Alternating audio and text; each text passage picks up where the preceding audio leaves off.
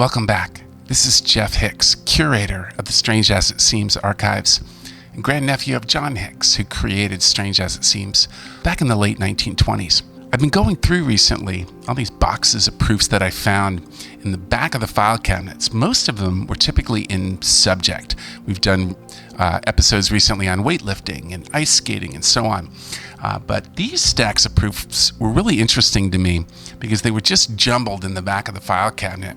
And it wasn't until just recently when I went through them that I realized it was from the year 1960, which is about the last year my grandmother, Elsie Hicks, was running the comic strip, just prior to giving it over to my father, Ernest Jr., and my mom, Phyllis, who ran the comic strip really through to 1970 when all the various subscriptions and everything kind of ran out. But before I ran these archives back and dropped them deep into the vaults of the Strange As It Seems archives, there were a few more stories I wanted to pull out that I found pretty fascinating.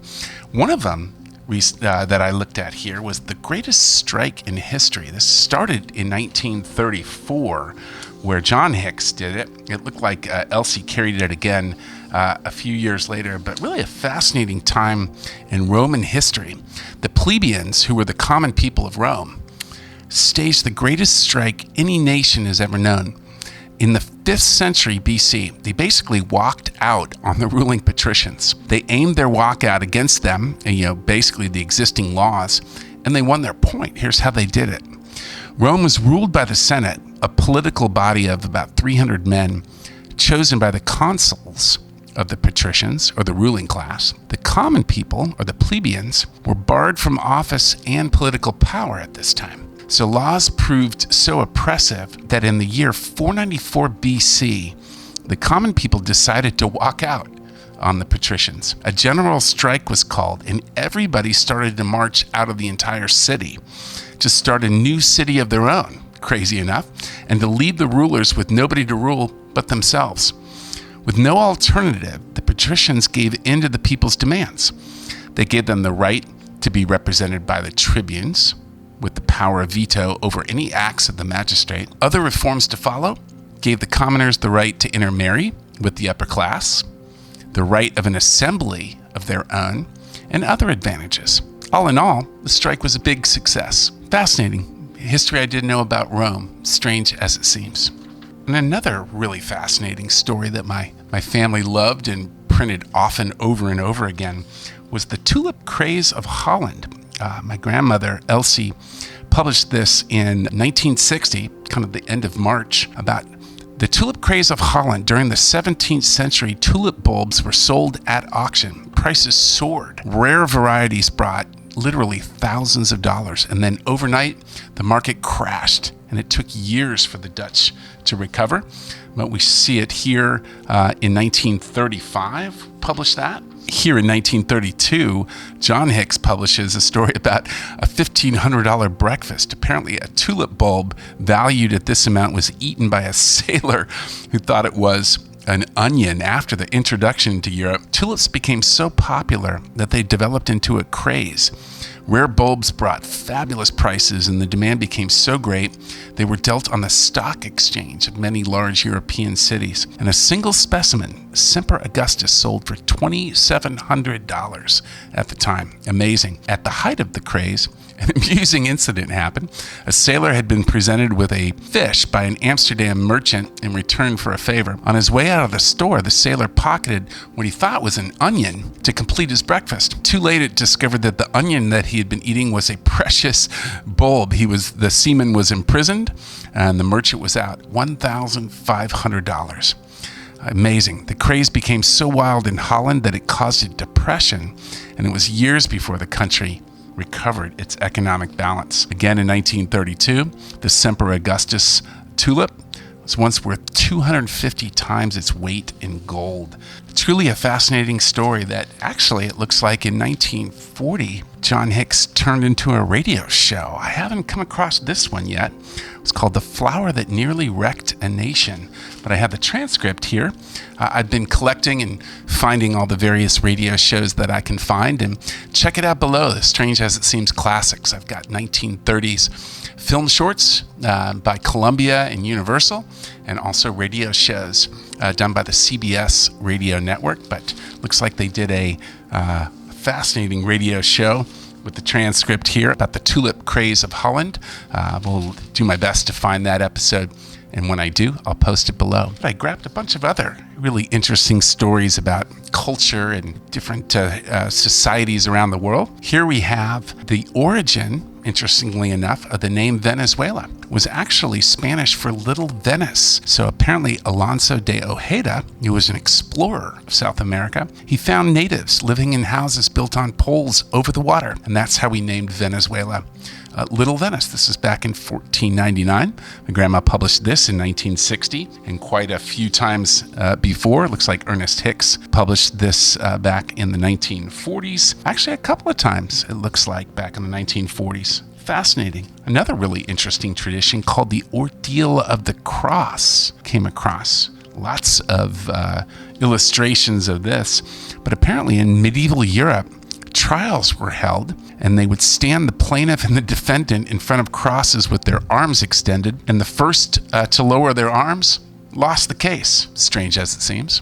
And another story about an interesting culture, very much in the news today. This is actually as we're entering into conflict with Iran, but this is fascinating. From studies made in the Near East, archaeologists believe that grain agriculture was actually developed about 7,000 BC in this area of the ancient East. Here's a map, right in the middle of it, the Iranian plateau. But fascinating story from Natural History, November of 1958. Really the story of the Indus Valley civilization that was still at this time in 1960, really revealing the originality and the extent of its debt to Mesopotamia. Fascinating article about an area of the world deeply in conflict today.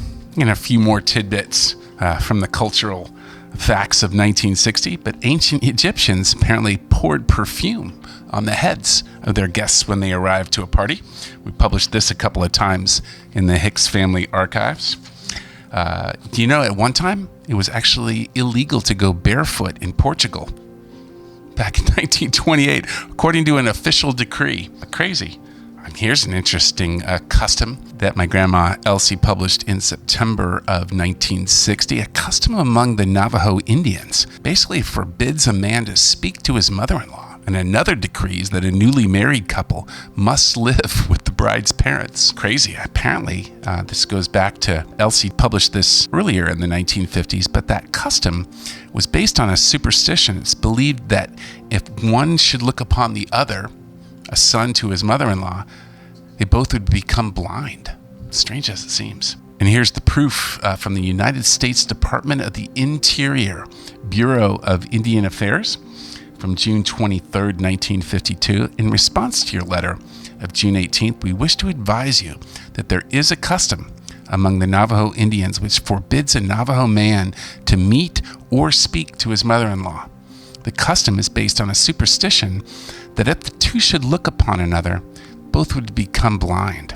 The situation is made more difficult by another custom which decrees that the newly married couples must make their home with the bride's parents, although they dwell in a new hogan built especially for them. The taboo has been overcome at times when the Navajo man marries first a widow and then her eligible daughter.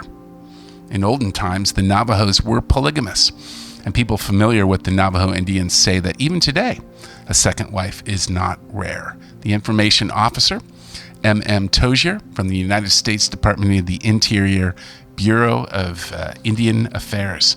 Fascinating. Here's another story about the Pelota de Guante. Really interesting game. Kind of similar to tennis, maybe, but it was played only in the mountain provinces of Ecuador. There was a 6-inch, 5-pound solid rubber ball, and it's hit with a large wooden spike-studded glove that apparently weighs almost as much as 20 pounds. Here's a picture. A lot of the stories that my grandma Elsie mined in the 50s and the 60s were from this wonderful magazine called The Americas.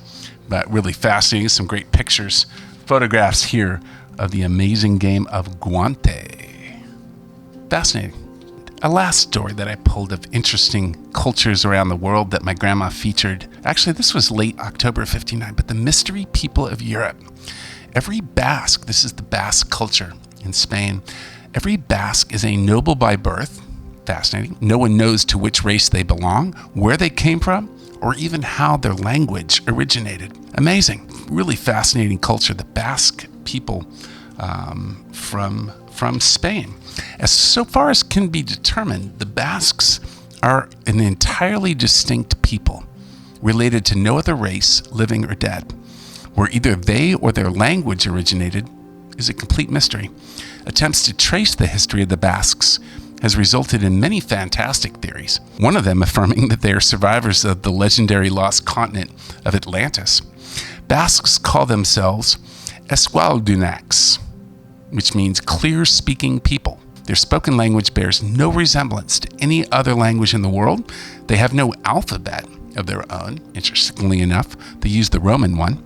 And every pure-blooded Spanish Basque, no matter how menial his station in life, is a noble. Nobility was granted to every Basque and his descendants centuries ago, in recognition of the fact that they were never conquered by the Moors.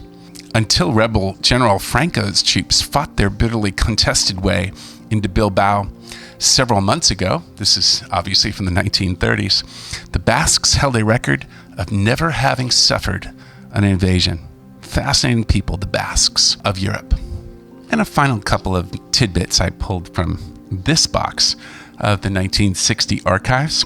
Some interesting things on games. I think that's fascinating. There's no federal law, apparently, at least at this time, prohibiting lotteries. And this goes back to John Hicks, who published this back in 1935. There's no U.S. federal law that prohibits lotteries.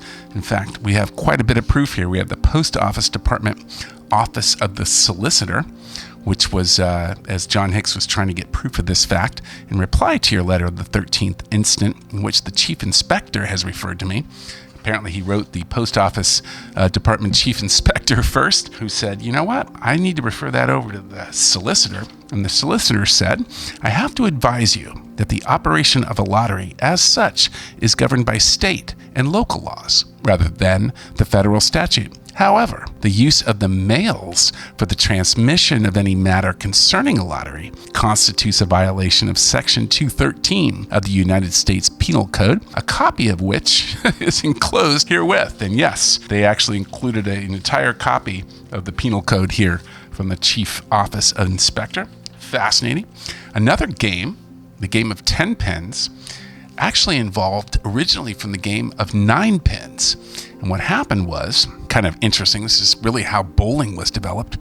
But if Rip Van Winkle today strolled into the Catskills to hunt, chances are he would find the Little Mountain Men bowling a very different game than Washington Irving wrote about. 10 pins replaced 9 pins today because, strange as it seems, legislators banned 9 pins early in the 19th century as being inductive to gambling. The 9 pins formally replaced diamond fashioned at the end of the bowling alley, and betting was heavy on the game.